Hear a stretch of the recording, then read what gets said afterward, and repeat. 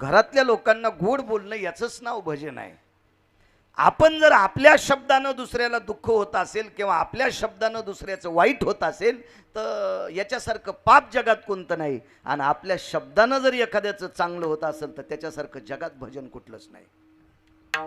घरात चांगलं बोलायचं शिका. निदान तुम्ही चांगलं बोलत राहिले तर लोकांना चांगलं बोलता आलं त्याचं भजन होईल. 92 एकर जमीन एका म्हाताऱ्यानं कमवली. भजन कशाला म्हणतात ऐका. घरात सुख त्याच्याशिवाय मिळणार नाही. 92 एकर जमीन एका म्हाताऱ्यानं कमवली. मुलगा नायब तहसीलदार झाला. एकुलता एक मुलगा. गावाकडे मोठा वाडा. वाड्यात आई वडील राहतात. आणि ज्यांनी 92 एकर जमीन कमिली ते दोघ जण एका शाळेत शिकले होते. त्यांचा मित्र होता. त्यांना 1.5 एकर जमीन होती. पण त्याला 1.5 एकरची 1.25 किंवा 2 करता नाही आली. 1.5च राहिली. मुलं 2. यालाही 1.5 एकर पण 92 केली. मुलगा 1 नायब तहसीलदार. याचे दोन्ही मुलं लोकांच्या शेतात कामाला. दोघा नवरा बायकोनं 1.5 एकर जमीन खुरपायची. बैल नाही, काही नाही, आऊट नाही, ट्रॅक्टर नाही, काय नाही. दोघांनाच तितकी खुरपून काढायची. अत्यंत समाधानी व्यक्ती. ग्रामदेवतेच्या दर्शनाला जात असताना त्या श्रीमंत मित्राच्या दारातून रस्ता होता. जाताना किंवा येताना जेहारी घालायचा. पण 2-4 दिवसापासून जेहारी म्हटल्याच्या नंतर वाड्यातून कोणी जेहारीचा आवाजच आला नाही. याच्याकरता 5व्या दिवशी वाड्यात प्रवेश केला. आवाज दिला. रामभाऊ जी. मित्र होते. साठी वलांडलेली होती. गेल्या 4 दिवसापासून मी जेहारी घालतोय. मधनं आवाज येत नाही. हो, मंडळी आजारी येतात. ज्यानं 92 एकर जमीन कमवून पोरग नायब तहसीलदार केलं त्याची बायको आजारी आहे. बायको आजारी आहे. उठत नाही 4 दिवस झालं. आजचा 5वा दिवस आहे. आज बळच आंघोळ करायला लावली. कामावरचे दोन्ही गडी आज हजर नाहीत. त्यांच्याकडे पाहुण्याकडे लग्न असल्यामुळं ते सुद्धा सुट्टीवर आहेत. जेवण 92 एकर जमीन कमवून पोराला नायब तहसीलदार करून तोंडातून वाक्य पडलं. 4 दिवस झालं बिस्किट खातो दुकानावरचे. बायकोला उठता येत नाही. स्वयंपाक कोणी करायचा आहे. ठीक आहे. 1.5 एकरवाला मित्र तसाच बाहेर आला.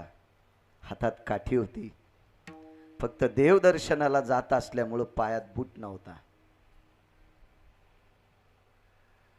लक्षात आलं आता जर बूट घालायला घरी गेलं तर सून जेवायला वाढणार आहे. जेवायला वाढण्यात बराच वेळ जाईल जेवण्यामध्ये. म्हणून बूट पण पायात नाही घातला. तसंच बस स्टँड गाठलं. जिथं गाडी थांबती तिथं गाठलं. आणि त्या गाडीत बसून तालुक्याला गेले. आणि तालुक्यात जाऊन तहसीलदाराचं घर शोधलं. साधा माणूस. इस्त्रीचं शर्ट नाही, काय नाही, टोपी गिपी, साधा माणूस. ड्रायव्हर जाऊच देईन वरी. 3ऱ्या-4थ्या मजल्यावर तहसीलदार राहत होते. जाऊच देईन. अरे दादा, तुमच्या साहेबांच्या वडिलाचा मी मित्र आहे. पण 2 वर्षात ड्रायव्हरनं साहेबाचा बापच नाही पाहिला तर साहेबाच्या बापाच्या मित्राला कोणी विचारायले.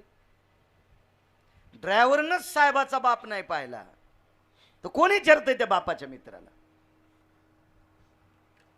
तुमचं काय काम आहे ते ऑफिसमध्ये सांगा. साहेबांना त्रास. ते म्हणला माझं आतापर्यंत मी देवाला काम नाही सांगितलं तर तुझ्या साहेबाला कशाला सांगू. देवाला पण नाही काम सांगितलं. काय जे असेल प्रारब्ध त्याच्यानुसार जगतोय. पण मला साहेबांना बोलायचं. तुम्हाला एकदा सांगितलं ना ऑफिसमध्ये बोला. काय नशीब असेल त्या व्यक्तीचं की तितक्याच साहेबानं खिडकी उघडीन बाहेर पाहिलं. आता मोठी माणसं तुमच्या माझ्यासारखं ढोरावानी आरडत नसतात. आपण येडपट माणसं असतो. रामभाऊ तात्यास असं जोरात बोलतो. ते लय हळूच कुणा असते, एक तर चॅटिंग करते, नाही तर मिस कॉल देते, नाही तर फोनवर बोलतील. ते सुशिक्षितपणाचा चोंबाळे आवे नाही हो. तुमच्या मायासारखं असतात. वरून मला ए ए येऊ दे त्यांना वरी घेऊन ये. आता ते साहेब होता न त्यो चिमुटभर पुस्तकं वाचून झालेला साहेब होता. ते आता ते कसा तसा जोरात बोलल. फोन केला त्यांना वरे घेऊन ये. लिफ्टनं वरी नेलं. आतमध्ये जाऊन बायकोला सांगितलं असेल माझ्या वडिलांचे मित्र आहेत, सोबत शाळेत होते, आतापर्यंत जीवन सोबत गेले, ते आलेले आहेत. त्या आतमध्ये सांगायला गेलं तोपर्यंत हे म्हातारं खाली बसलं. सोप्यावर नाही बसलं. लय जीवन गोड जगणारी लोक असतात हो. लय गोड जीवन जगणारी लोक असतात. असं वाटतंय पैशावाल्यांना ही लोक येडपट असतील. नाही, ते आपकड फक्त 2 पैसे असतील. विचाराचा पगडा त्यांच्याकडे फार मोठा असतोय. ते विचाराचा पगडा मोजण्यासाठी ब्रह्मदेवाकडे पण तराजू नसते. खाली बसले. साहेब आल्याबरोबर काका असं नाही, वरी बसा, सोफ्यावर बसा, वरी बसा. नाही साहेब बसतोय मी मोकळं. सोफ्याला पाठ देऊन फरचीवर बसला महात्मा.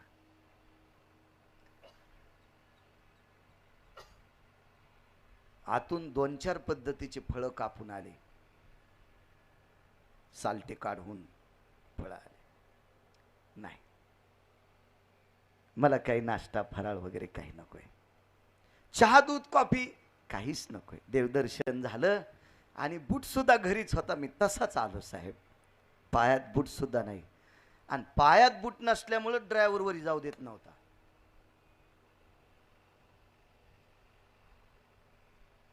एक सांगू का, या हल्लीचा काळ दाक्षाईने जास्त आलाय. देखाव्याला जास्त किंमत देते. देखाव्याला. मी वारी एकही सोडत नाही. माफ करा, मी म्हणायला नाही पाहिजे माईकवर वारी करतो. मला वारी करण्यासाठी माणूस केले. मला जर कोंबडं केलं असतं तर सतारभाईने एकादशीला कापलं असतं.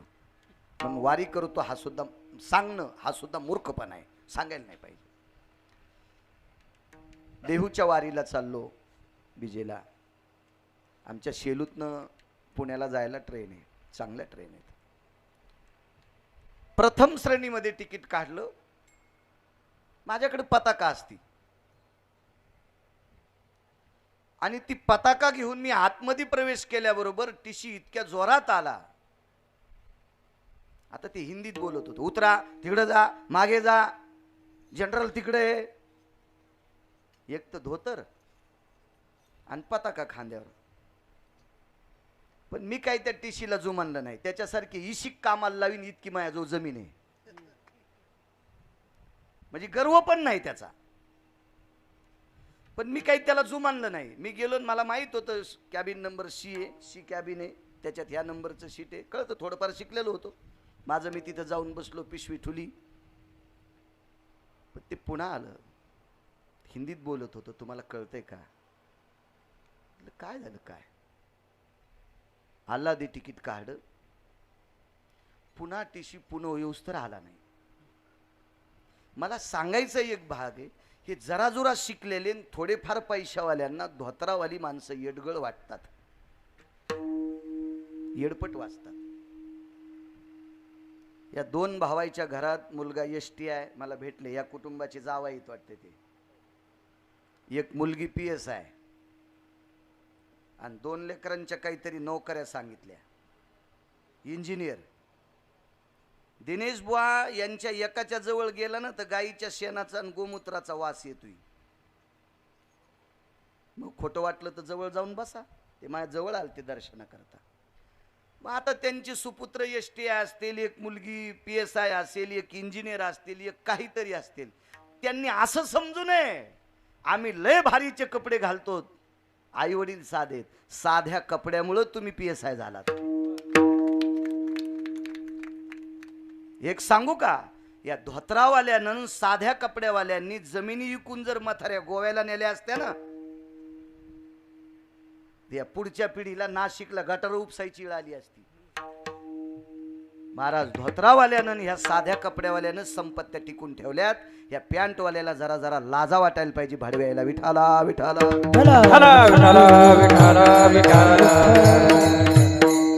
महाराज, त्या ड्रायव्हरच्या लक्षात आलं पायात बूट नाही, साहेबाला भेटायला चाललं. विचारायचं काम आहे, आपण कोण आहात, काय आहात, काय काम आहे, बोल ना थोडंसं तात्विकपणानं बोल. काय जिबेल इचूट असला का तुझ्या? नाही बसली ती व्यक्ती. कारण लोक परिस्थिती वरून बघतेत, वरून वरून बघतेत, वरून. त्या टिशीला असं वाटत होतं एक तर याच्या गोळ्या संपल्यात,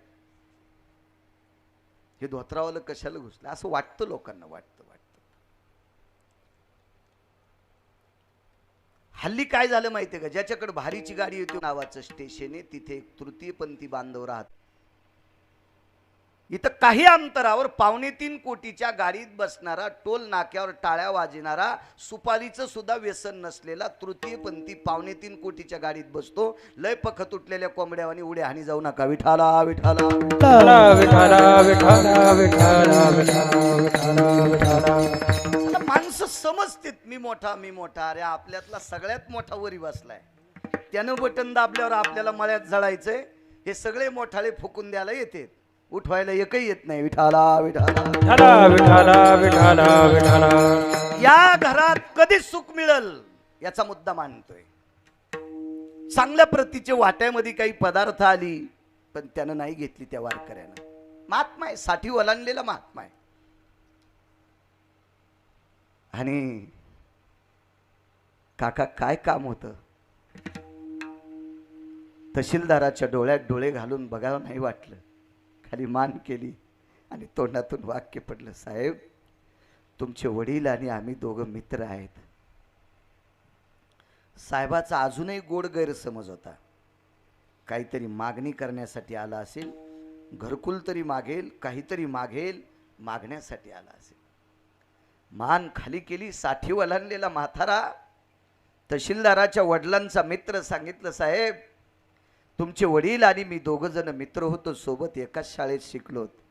कामं दोघांनी पण बऱ्यापैकी केली, पण तुमच्या बाबांना यश प्रदान झालं आणि 1.5 एकरची 92 एकर जमीन केली. आज 40 लाख रुपये एकरची जमीन आहे, गुणिले 92. पण मला संपत्ती वाढवण्यात यश नाही मिळालं. मी 1.5 एकर ठेवू शकलो, मला वरी वाढवता नाही आली. साहेब मागच्या 3 वर्षापूर्वी फक्त पत्र बदललीत, पत्रे बदलली, कुजली होती, पाणी गळत होतं, ती पण फार प्रयत्नानं बदलली. त्या वर्षी आम्हाला दिवाळी पण भेटली नाही. त्या दिवाळीचे पैसे आम्ही पत्रात घातले. काय काम आहे काका, ऐका ना. तुम्ही तुमच्या वडिलांना एकुलते एक, मला 2 मुलं झाले. माझी दोन्ही मुलं गावातल्या श्रीमंत माणसाकडे कामाला आहेत. माझ्या एका मुलानं 3 वर्ष तुमच्या बाबांकडे नोकरी केली, 3 वर्ष. पण तुमचं शेत जरा लांब पडतं याच्याकरता माझ्या मुलानं नोकरी सोडली, जवळच्या धरली. एक सांगू का साहेब, मला 1.5 एकर जमीन आहे. माझी दोन्ही मुलं लोकांच्या शेतात काम करतात, पण माझी मुलं शेतातून आल्याबरोबर हातपाय धुतात, देवाचं दर्शन घेतात, आमच्या दोघा पती पत्नीचं दर्शन घेतात. आणि मला कळतच नाही मी मुलाच्या बाजूला जेवलो, वेगळं जेवलंय म्हणून.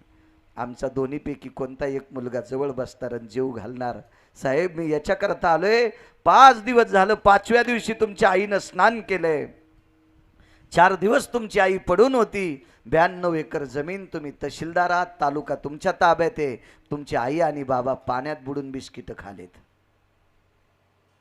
गरीबाचं ऐका साहेब, काही मागायचं नाही साहेब, गरीबाचं ऐका. ऐका साहेब ऐका.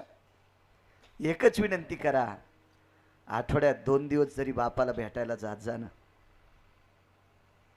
जा. हे जे तुम्ही मला कापून फळं दिलेत का, हे 5 प्रकारची फळं आहेत, त्याच्यातलं एकच फळ तुमच्या आईला द्या. तिला तवा खाईल, तिला ताकद येईल, ती तुमच्या बापाला भाकरी करून घालीन. द्या ना साहेब याच्यातले चिरलेली फळं तुमच्या बाबाला, तुमच्या आईला.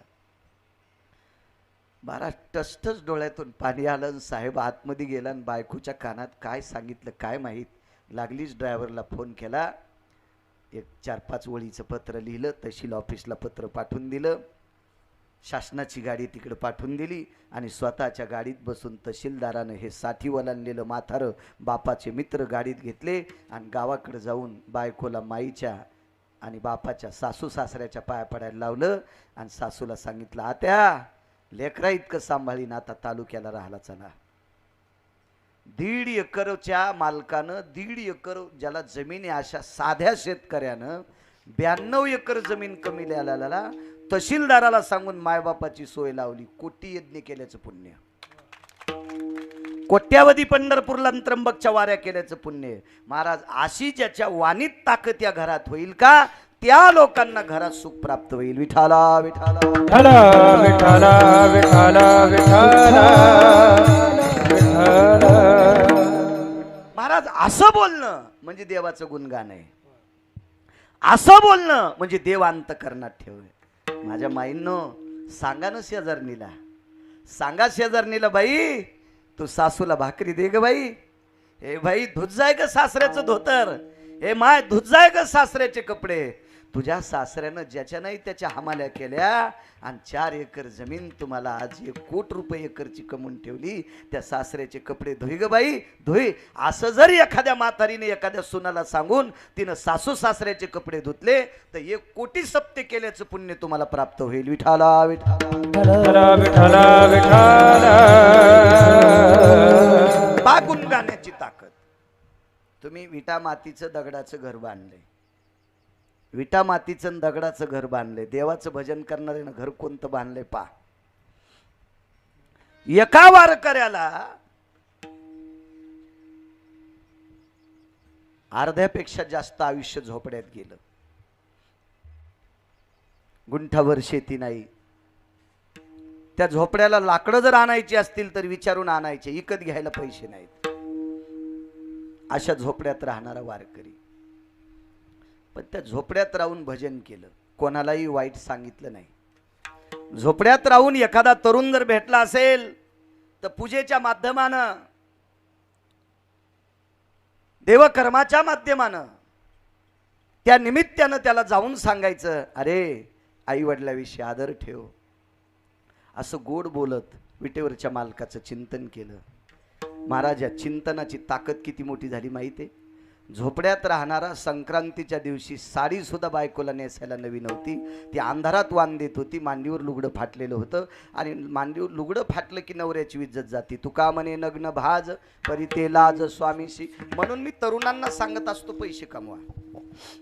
कोणाला आवडत असेल नसेल मला काही त्याच्याशी संबंध नाही, पण एक सहज सांगतो, आता जर विहिरीला पाणी असेल आणि जर धन वाळत असेल, मोटर बंद करून जर कीर्तनात बसला असेल तर त्याच्यासारखा नालायक दुसरा कोणी नसेल. त्यानं शेतीला पाणी देणं हे त्याचं कीर्तन आहे. मोटरचं स्टार्टर बंद करून ते पीक वाळत घालून जर गिरगावकराचं कीर्तन ऐकत असेल तर त्या भडव्याच्या पापानं मी सुद्धा जळण. विठाला विठाला विठाला विठाला. तुम्हाला कोणाची कीर्तन आवडते ते तुम्ही तुमचं ठरी जा, मला काय त्याच्याशी घे नाही. नका आणू. तुम्ही आसन करा की तुमच्या तालुक्यात नाही जिल्ह्यात मला आणू नका, तरी मग काही अडचण नाही. मग धकिनारा पंढरपुरातला आहे. माझं धकिनारी माझी काळी माय, ती माझं चांगलं धकवती. काम करणं हा सर्वात मोठा पुरुषार्थ आहे. एखाद्या बाईचे मालक जर आजारी असतील, त्यांना दर अर्ध्या तासाला धरून जर लघवीला न्यावं लागत असेल छबुराव, आता 2 तासात ती बाई कीर्तनाला बसल्यावर तिच्या मालकानं लघवीला कसं जायचंय? तिनं 2-4 कीर्तनकार शिजून खाल्ली तरी पुण्य नाही. ती नवऱ्याची परेशानी करून कीर्तनात आली. तिच्यासारखी वाहटूळ जगात कोणती नाही. या साध्या वाहटुळी फक्त मंडप उडीत यात, ती घर पण उडून टाकी. ती विठाला विठाला विठाला विठाला विठाला विठाला विठाला. महाराज साडी नेसायला नाही. साडी मुलाने विचारलं, आई इतक्या अंधारात वाण का दिलं? बाबा अंधारात याच्या करता वाण दिलंय, माझ्या पायावर साडी फाटलेली, मी गाठी मारल्या आता, आणि गाठी मारलेलं लुगडं घालून जर समाजात गेलं तर लोक म्हणतील पैसे कमवायची अक्कलीच्या नवऱ्याला नाही. तू का म्हणे नग्न भाज आणि परी ते लाज स्वामीची. पत्नीच्या अंगावरचं लुगडं फाटलं तर तिच्या मायबापाची किंवा सासू सासऱ्याची इज्जत जात नाही, नवऱ्याची इज्जत जाती. म्हणून प्रत्येकानं काम करायचंय. पैसा देव नाही. कॅमेरा चालू आहे. पैसा देव नाही पण देवापेक्षा कमी पण नाही. पैसा देव नाही पण देवापेक्षा कमी पण नाही. महाराज माणसात जर बसायचं असेल तर तुमच्याकडे पैसे लागतील. धनवंता लागी सर्व मान्यता आहे जगी. ए आओ या सहज गोष्टी बोलायच्या आहेत. या सहज गोष्टी बोलायच्या आहेत. आंधळ्याच्या टाळीत कावळा सापडावा तसा एखाद्या व्यक्तीला एखादा सात्विक व्यक्ती सापडतो. 1.5 एकरवाल्याचं तहसीलदारानं ऐकलं हे क्वचित उदाहरण आहे, क्वचित उदाहरण आहे. शक्यतो पैशावाल्याशिवाय किंमत नाही. लग्नाच्या पत्रिका गरीब पाहुण्याला जात नाहीत, इतकं लक्षात ठेवा. इतके हरामखोर पाहुणे असतात. म्हणून पैसे कमवणं अत्यंत गरजेचे. धनवंता लागी सर्व मान्यता. एक सांगू का तुम्हाला, बायको सुद्धा नंदीबाईला आणि झुलती नवऱ्यान पैसे कमिल्यावर. कांता लवे बहुमाने सदा शृंगार भूषणे. कांता लवे बहुमाने. दागदागिने जर बायकोला केले तर बायको नंदीबाईला आणि झुलती. याच्या पलीकडे आळंदीतले मालक म्हणले कुत्रीवाणी शेपूट आली ती. कुटका देखो निशुनी जैसे पुच्छ हलवे. हातात जर भाकरी पाहिली तर कुत्र जीभ बाहेर काढित, मान हालीत, शेपूट हालीत. तसं पैसे कमवून जर नवरा आला ना तर बायको हालती नाही तर आयुष्यभर म्हणती काय देव झोपला होता या चंडाळाच्या पदरात मला पाडले. म्हणून पैसे कमवत जा. एक म्हणला, एक महाराज म्हणला काय पैसे कमवायचे. अरे नको त्याच्या नादी लागू. त्याच्या गाद्या फायड्यावर बनलं गौसते. असे लोकायला पैसे नको म्हणणारे स्वतः पैसे छापणारे कुंटाला नाहीत. यायचं नका ऐकू, जळून जाताल. विठाला विठाला विठाला विठाला विठाला विठाला. पैसे नको म्हणणारेच मेल्यावर भांडणं होते पैशासाठी. कोणी वाटून घ्यावा. आणि मग लोकायला कळतं हे तर पैसे नको म्हणत होते ना, आता कस काय भांडणं लागले. हे तोंडान नको म्हणत होता ना, आशे घेत होता. मग याच्यासाठी भांडणं लागतात का नाही. फुकल्यावर आता पाणी कोणी पाजायचं म्हणून. ही अशी वेळ तुमच्यावर येऊ नये याच्याकरता आपल्या कामापुरते कमी जा. विठाला विठाला विठाला विठाला.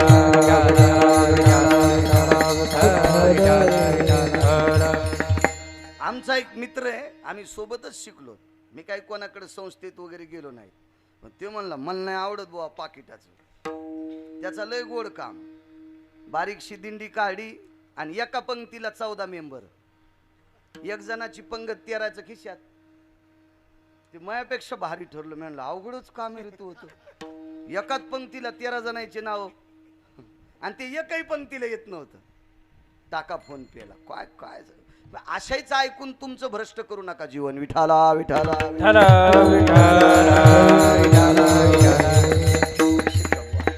एक सांगू का, या घराला रंग लावणारा माणूस जर त्याचे पैसे राहिले असतील त्याचे आणि त्यानं जर 10 चक्रा मारल्या तर जाताना पुढच्या घरावाला विचारतो कुठं गेलतास. ते नागरेंचं घर बांधलं आणि त्याच्या घराचा कलर केला आणि त्याचे पैसे मागायला. ते तिकडं म्हणते हिंमतच नव्हती तर बांधावच कशाला. लायकीच नव्हती तर घरच कशाला बांधा. गेली आपली इज्जत. कशासाठी. याच्याकरता पैसे पाहिजे. विठाला विठाला विठाला. साडी नाही संक्रांतीच्या दिवशी नेसायला. साडी साडी. नवऱ्याची इज्जत जाऊ नये बुवा याच्याकरता अंधारात वाण दिलं. काय परिस्थिती असेल त्या वारकऱ्याची. जीवनभर गोड बोलला, जीवनभर भजन केलं. परिणाम सांगू. महाराज सोन्याचं गाव असलेला रावण होता. पण बुवा मसनवाटा मातुड्याचा रावणाला. सोन्याचं गाव कुबेराला, मसनवाटा मातुड्याचा. सोन्याचं गाव इंद्राला, माणसं मरतच नाहीत त्याच्याकरता मसनवाट्याचं संबंध नाही. सोन्याचं गाव रावणाला पण मसनवाटा मातुड्याचा. सोन्याचं गाव कुबेराला, मसनवाटा मातुड्याचा.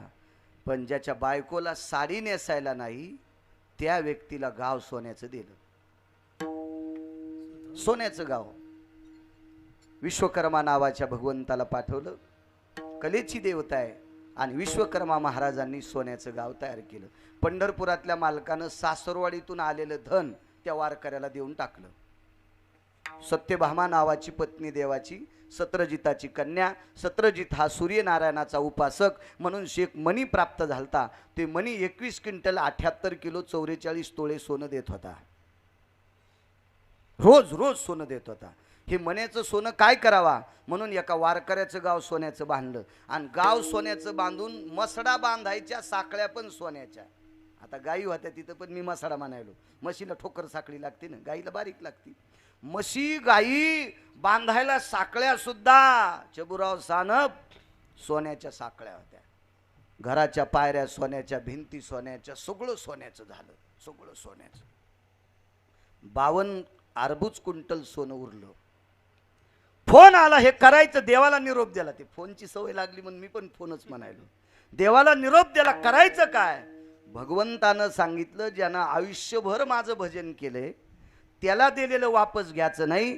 जगात एक वेगळा बदल करा, त्याचा मसनवाटा सोन्याचा करा. जगात जर मसनवाटा सोन्याचा कोणाचा असेल तर फक्त वारकऱ्याचा. महाराज पुन्हा कोणाचा नाही दिनेश बा. आणि त्या वारकऱ्याचं नाव होतं सुदामदेव. सुदामदेव महाराज आवडीनं भजन केल्याच्या नंतर गाव तर सोन्याचं झालंच, पण मशानभूमी सुद्धा सोन्याची. महाराज काय सुख प्राप्त झालं, ही गुण गाण्यात ताकद आहे म्हणून गुण गाईना. गुण गाईना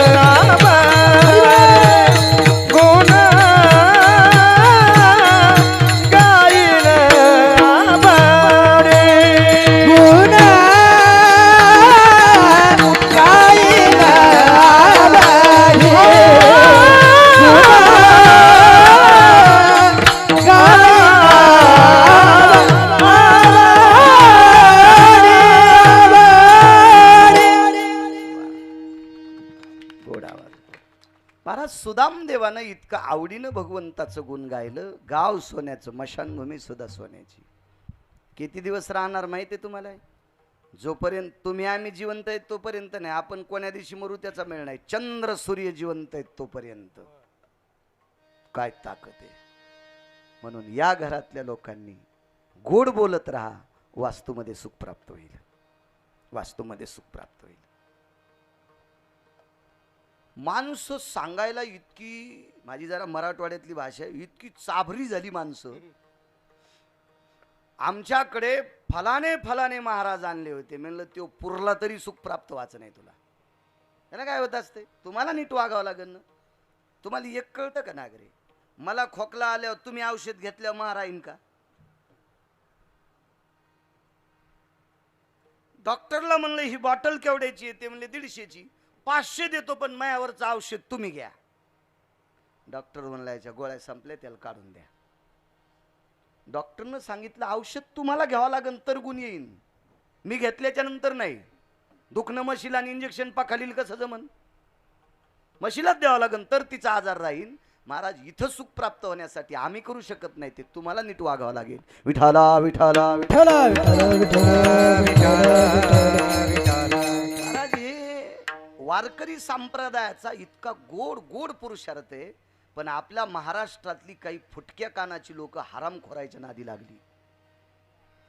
ह्या कोपऱ्यामध्ये लिंबू बांधा तुम्हाला पैसे येतील. अरे लिंब्या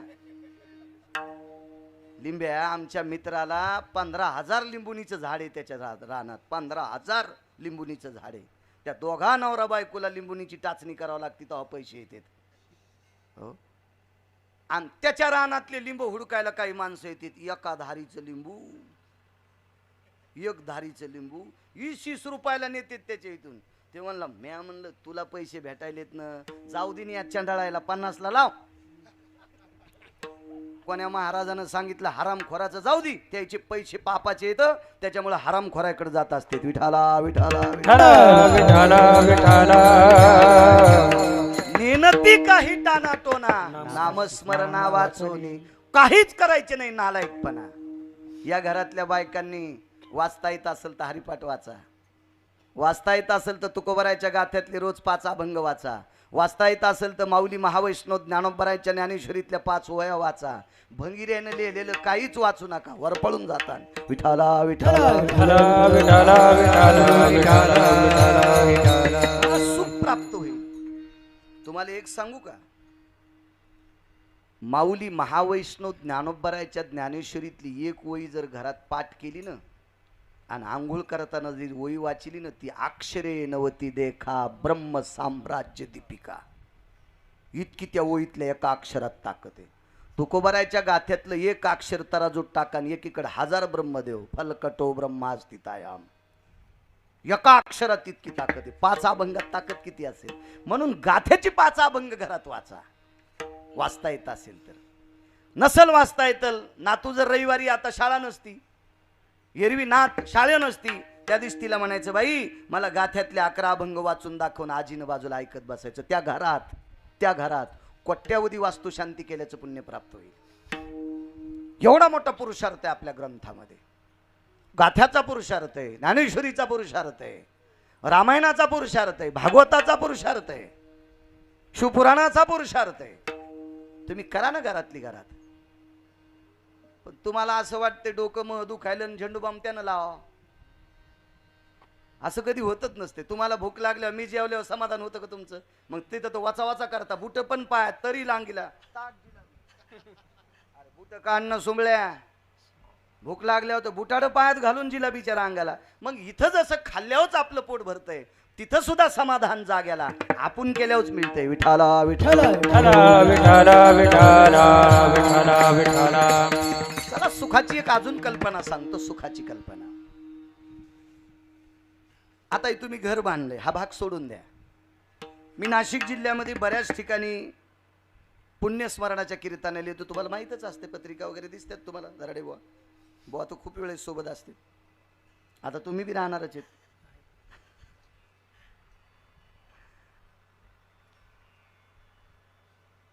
काही काहीचं 1 श्राद्ध 2 श्राद्ध 3 श्राद्ध 4 श्राद्ध.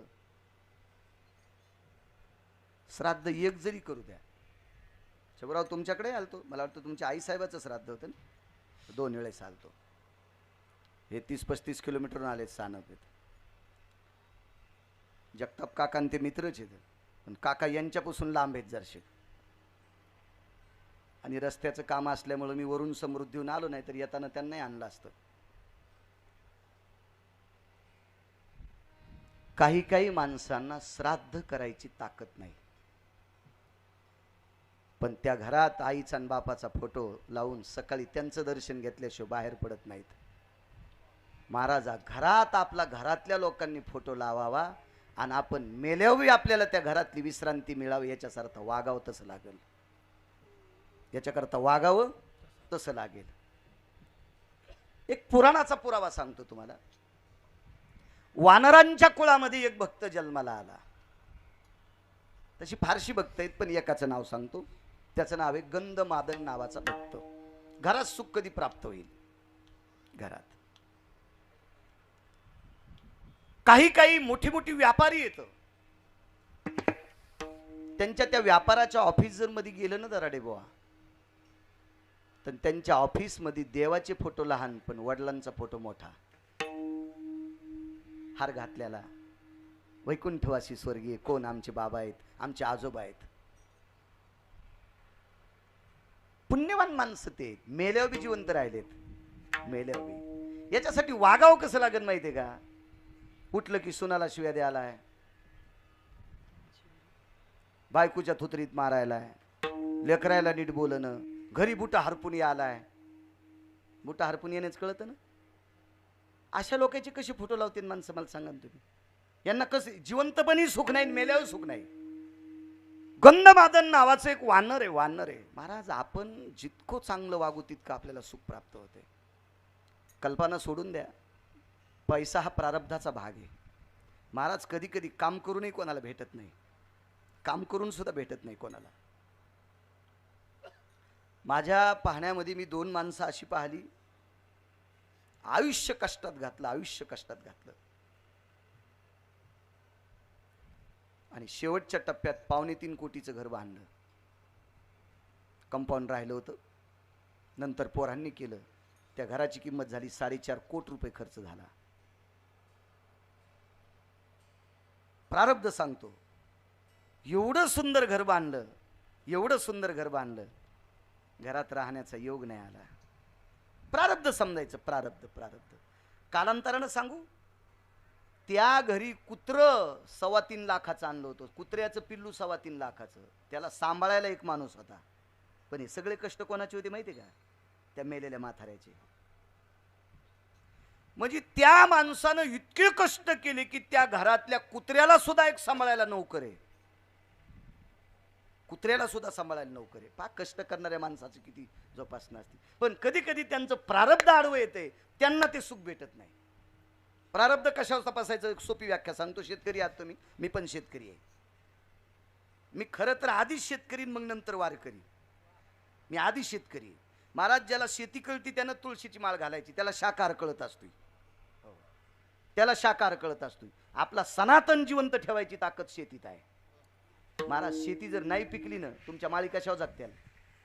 हा, या देशातले किती पुढारी एकत्रित आल्यावर गहू तयार करतील? किती शिक्षण क्षेत्रातले लोक एका जागेवर आल्यावर ज्वारी तयार करतील? नाही, ती फक्त काळी माज तयार करते. आणि त्या मातीतून गहू ज्वारी तयार होण्यासाठी शेतकऱ्याच्या रक्ताचा घाम मातीत पडावा लागतो, त्यावेळेला ती पिकत असते, अशी पिकत नसते. तुम्ही शेतकरी आहात. आता तुमच्याकडं आमच्यापेक्षा तुम्ही 15 वर्ष जास्त पुढे आहात. भाग जरी तुमचा डोंगराळ असेल तरी विकसित लोक आहात. धरणं आहेत, सगळ्या गोष्टी आहेत, तळे पाणी वगैरे आहे, आधुनिकता तुमच्याकडे आहे. म्हणून बैलांची संख्या तुमच्याकडे कमी झाली, ट्रॅक्टर वगैरे भरपूर आहेत. पण असू द्या, तुम्ही किती मोठ्या शेतकऱ्यांनी जर बैल पाळला तर मका कोणती टाकता? त्याला कापून, त्याला बांधून मका टाकता का मोकळं सोडता येसन तोडून? कोणाची मका खाईन नाही. पण तुमच्या गावात देवाला सोडायला बैल, मग आता तुम्ही लाख रुपये देऊन आणलेला बैल मोठा का देवाला सोडायला बैल मोठा? कोणाची मका खातो ना ती बैल? ते बी कवळ्याच बिट्या खातो का नाही? खोड्यातल्याच बिट्या खातो का नाही? निबर बिट्या खात नाही, त्या तशाल तशा शेणातून पडतात.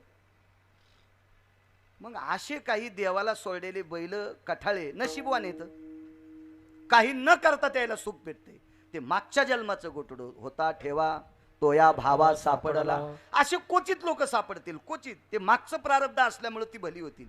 पण शक्यतो अजून एक लक्षात ठेवा, प्रारब्धाच्या घोड्यावर बसणाऱ्या माणसांच्या घोड्याचा लगाम कवा तुटल सांगता येत नाही. आणि स्वतःच्या कष्टानं कमवलेलं घोडं हे तासातच असतंय, तासातच असतंय. आणि प्रारब्धाच्या घोड्यावर बसणारं घोडं जर बोरी खालून गेलं ना तर थुत्तर वरबाडत आहे. म्हणून कधी कधी प्रारब्धाच्या घोड्यावर बसू नका, कष्टाच्या घोड्यावर बसा. विठाला विठाला शेतीचा जास्त छंद आहे, आवड असते मला, खूप छंद आहे शेतीचा खूप. एकदा घोडी घेतली नाही बसायला, चांगली पैसे देऊन घेतली, तुरी इकल्या त्याचा आली, घोडी घेतली. घोडीवर बसल्याच्या नंतर पहिली दुसरी तिसरी चाल होती, घोडी मस्त वाटली. पण घोडीला एक खोड होती. ती घोडी मुद्दाम लोंबकळलेल्या झाडाखालून जात होती. गिरगावकराचे डोळे फुटले असते, बोरी खालूनच गेली. मला उडी टाकता आली म्हणून जमलं. त्यावेळेला आजारी नव्हतो. आता हे आजार माझा नर्मदा मैयानं दूर केला, नाही तर मला बसून कीर्तन करावं लागत होते. मी तेवढं चाललो, 3600 किलोमीटर प्रवास केला तुम्हा सर्वांच्या आशीर्वादानं, आणि म्हणून मला आता उभं राहून कीर्तन करता येते. म्हणून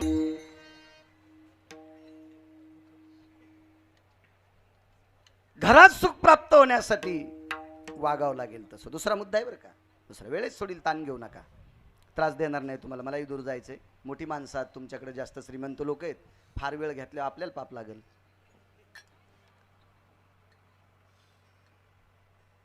वास्तुपूजा करत असताना काही नियम मी पूर्वी करायचो, आता करत नाही. 27 वर्षापूर्वी करीत होतो. इदन्न नमभयपिण्डो तत्रावास्तु सुजयः पृथो भजः मिद्यन् कृतजना सर्वशास्त्रो सन्मता भव पुण्याय यस्वाकारेण ब्रह्माय प्रशिवरुणेन्द्राय सर्वस्थिता शचिपुरन्दराय सदब्रह्मा सावित्रीस्तत रुक्मिणी पाण्डुरङ्ग प्रमुख पञ्चायतनः यस्सर्वानां गिरिजाय सर्वस्थितं अपाशुपतारुडायां एकदन्तास्थितो शचि अस्सर्वस्थिते पुरान्दर जयन्तो सर्वमिद्यायां कृतु यक्ष किन्नरो गन्धर्वो चारणो विद्याधर लोकपाल दिक्पालो चारुहासं परमहंस या सगळ्या देवतेला अवदान द्यायचो मी त्यावेळेला. पण आता दिनेश भाऊ करत नाही. इकडे आलो, प्रमोशन झालं थोडस, विठाला विठाला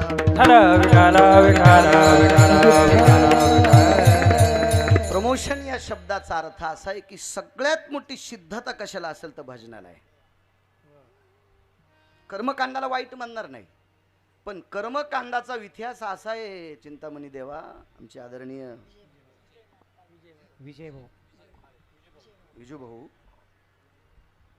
रामकृष्ण हरी म्हणताना चुकलं तरी पाप लागत नाही.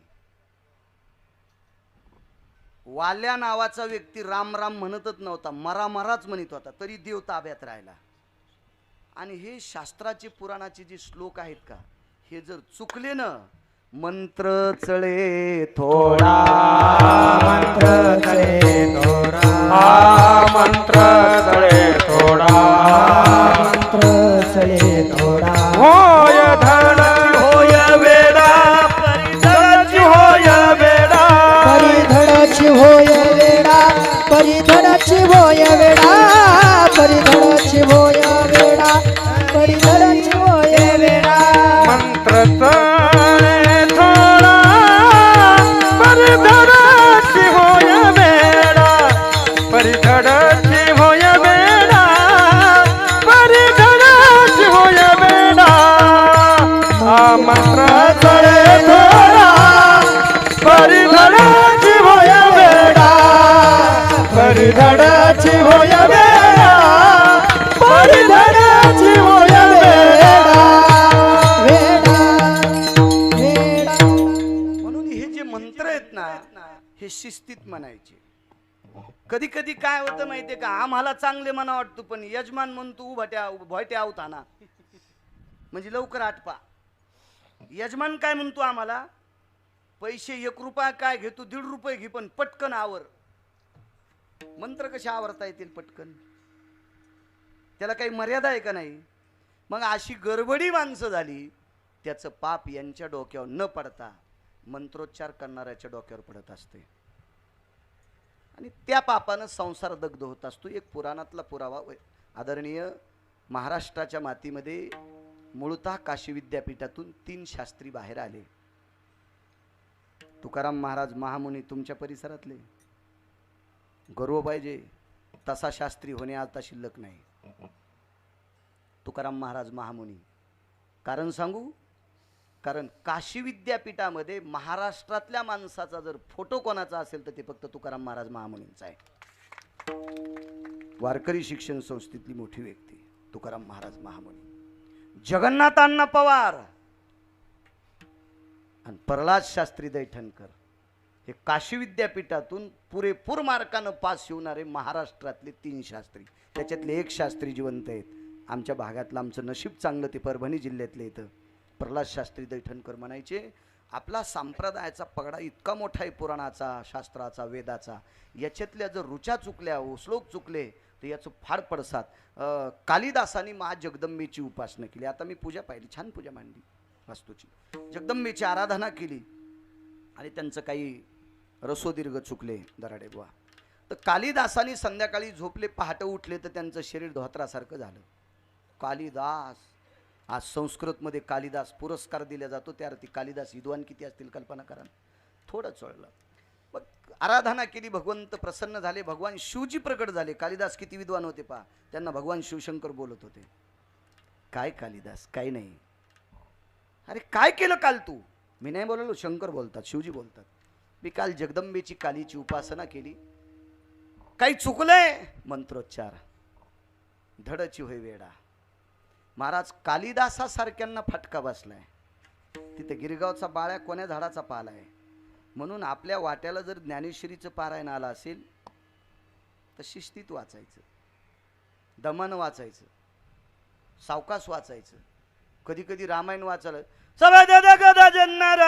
बोला या काय तो गुत्त घेतलंस का काय घेतलंस का तू काय खरड छाटणी करायला का गोड छाटणी करायला बागाची एखादा पाला पडला काय आणि राहायला काय येडपटपणा आहे तू असला नालायकपणा करत असतील का?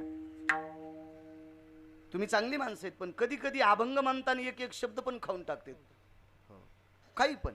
महाराज मृदंगवाजीनं आपल्या बापाची जहागिरी नाही, कीर्तनी आपली स्वयं कोणाच्या बापाची जहागिरी नाही, गायन कोणाच्या बापाची जहागिरी. निळोबाराय सांगतात निळामणे नवरस देख जाणती गायक विरळाते. नवरसाचा सिद्धांत ज्याला लक्षात येतो किंवा कीर्तनकार बोलत असताना अभंगाची अर्थदृष्टी लावून जो ऐकतो त्याला गायक म्हणत असतात. मर्यादा पुरुषोत्तम रामचंद्र वनवासाला चालले,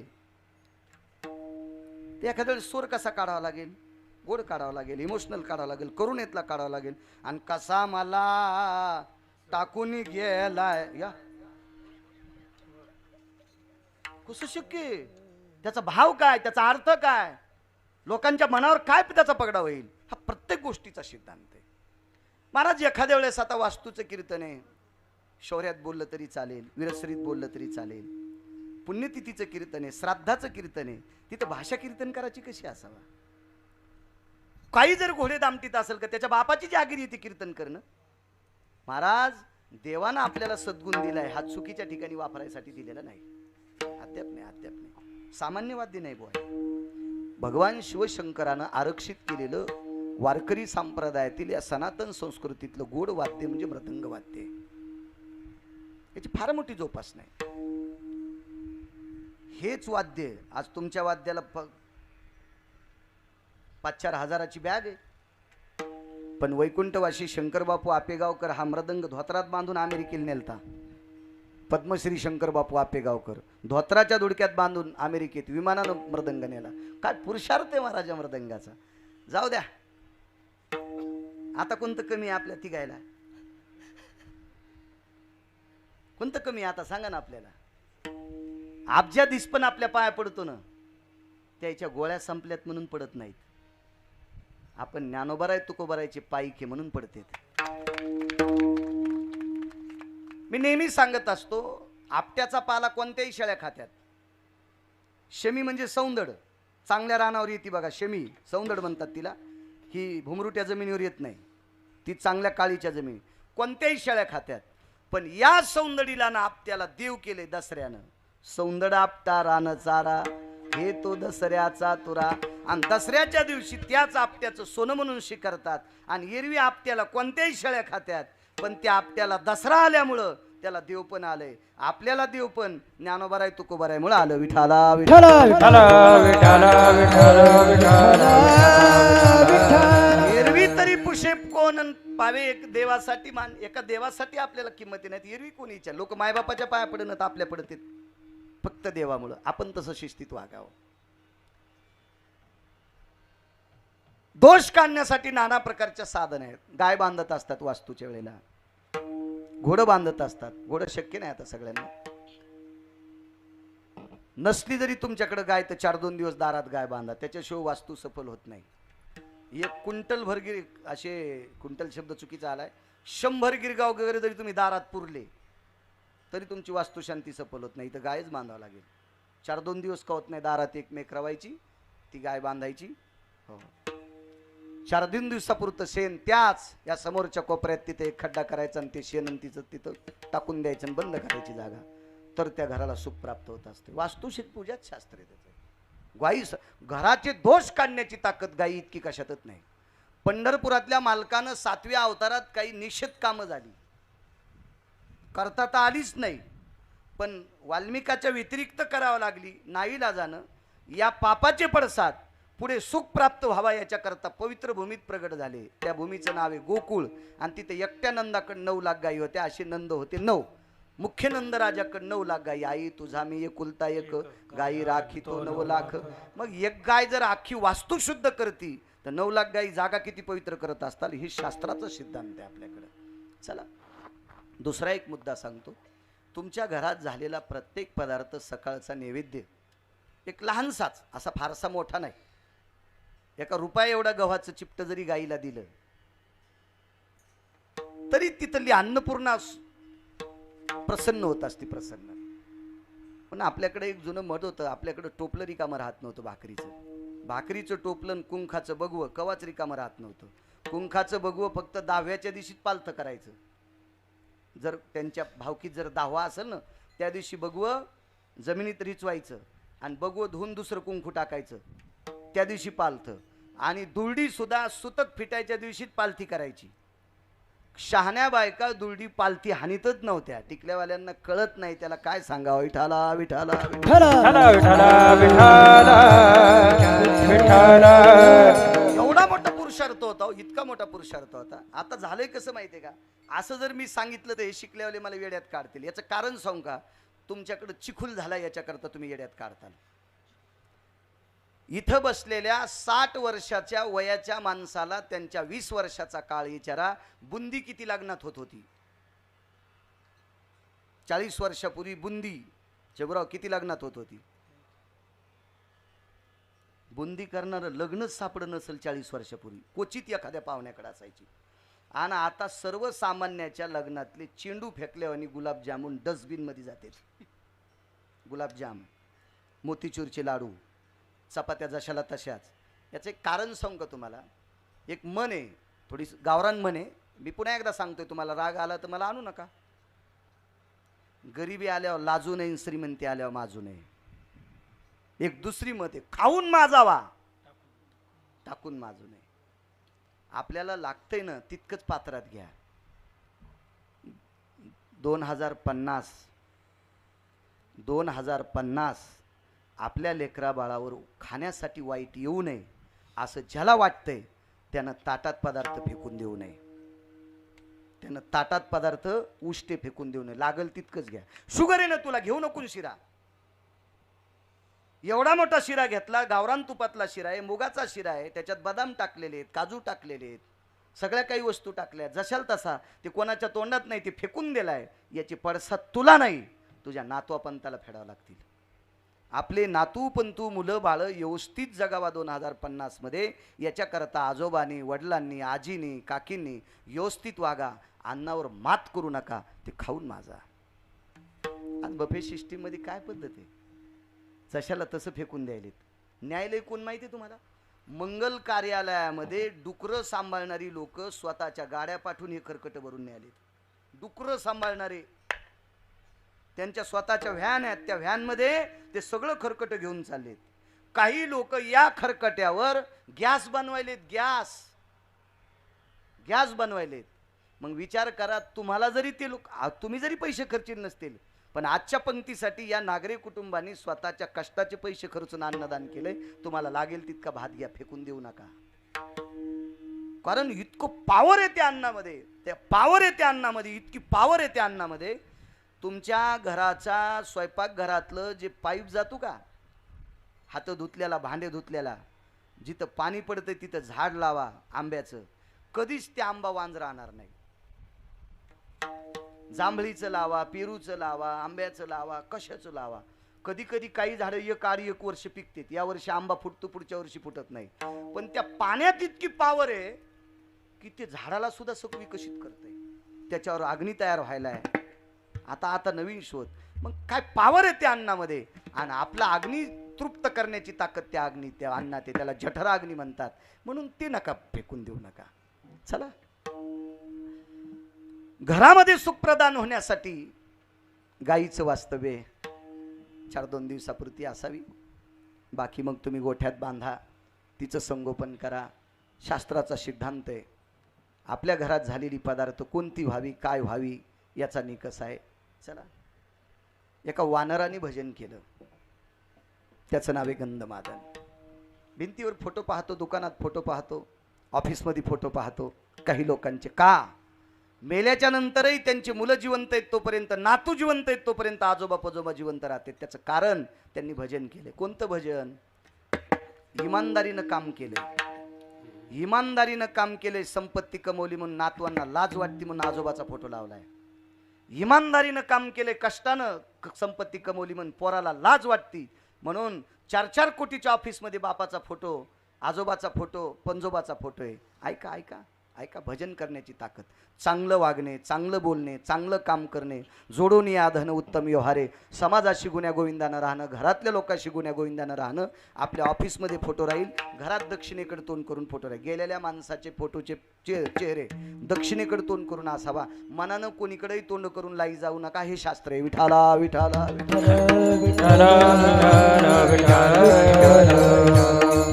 जीवनभर भजन केलं, इतकं भजन केलं, कुंभकर्णाने मारलं, सुराखेला फेकून दिलं. मारुतीरायाला ते पार्थिव सापडलं. पार्थिव म्हणजे शाबीत नाही, हरा मासाचा त्वचेचा गोळा सापडला. मारुतीरायानं तो गोळा घेतला, मर्यादा पुरुषोत्तम रामचंद्राकडे रात्री 2 वाजता आले आणि प्रभूला सांगितलं, प्रभू हा गंधमादन नावाचं वानर आहे, हा मेला तरी तुमचं भजन करतोय. त्याच्या रक्ताच्या थेंबातून राम राम, त्याच्या मासातून राम राम, अंगावरच्या रोमातून राम राम, त्वचेतून राम राम असे शब्द भगवंतानं असं वंजळीत घेतलं, डोळ्यातल्या पाण्यानं धुतलं आणि किष्किंधेचे राजे सुग्रीव यांना जवळ बोलवलं, बिभीषणाला जवळ बोलवलं आणि सांगितलं, उद्या सकाळी ब्राह्मी मुहूर्तावर गंधमादनाची समाधी करा. समाधी दिली त्याला आणि मग दुसऱ्या दिवशी सकाळी समुद्र स्नान आटपलं आणि स्नान आटपल्याच्या नंतर बिभीषणाला जवळ बोलवलं आणि सांगितलं, राजे रावण काही मरेपर्यंत मला सीता देत नाही. गुणगायीन आवड्या गुण, घरात सुख कधी प्राप्त होत असतं बघा. चंद्र सूर्य तोपर्यंत लोक सुखी आहेत. हजारो गिरगावकर मरतील पण गंधमादनाचं नाव मरणार नाही. या सगळ्या कीर्तनकाराला चरित्र रामायणातलं सांगत असताना गंधमादनाचं चरित्र सांगावंच लागेल. गुण गाण्याची ताकद किती मोठी आहे बघा. आणि कुंभकर्णाला जवळ बोलवलं आणि सांगितलं, राजे सीता नेल्याशिवाय मी जात नाही आणि रावण मरेपर्यंत सीता देत नाही, म्हणून नाईलाजानं मी शिष्टाई करता पाठीलं पण रावण ऐकत नाही, मला त्याला मारावं लागेल आणि मारल्याच्या नंतर मी लंका तुम्हाला देणार आहे. बिभीषणानं सांगितलं, काय हरकत नाही, ठीक आहे घेतो, पण एकच ऐका, दिलेली वस्तू मागणं हे मूर्खपण आहे, म्हणून मी आता तुम्हाला भिक्षा मागतोय, माझ्या गंधमादनाची समाधी सोन्याची करा. मसनवाटा सोन्याचा असलेला जगात एकच वारकरी, त्याचं नाव सुदामदेव. सोन्याची समाधी असणारा जगातला पहिला वारकरी कोण असेल तर गंधमादन नावाचं वानर मारुतीरायाच्या वंशातलं होतं. आणि कुंभकर्ण रावण मेल्याच्या नंतर राज्याभिषेक झाला आणि गंधमादनाची समाधी सोन्याची झाली. गुण गाणाराची ताकद बघा. एका चांगल्याच्या नावावर माणसाचं धकत असते, चांगल्याच्या नावावर धकत असते. आम्ही एकदा मुक्कामी राहिलो. मी एक जणाची बैलगाडी हाणायला गेलो रविवारी. शिवला कापूस शिकायला जायचो तर 2 गाड्या त्यांच्याकडे होत्या, त्यांचा एक गडी सुट्टीवर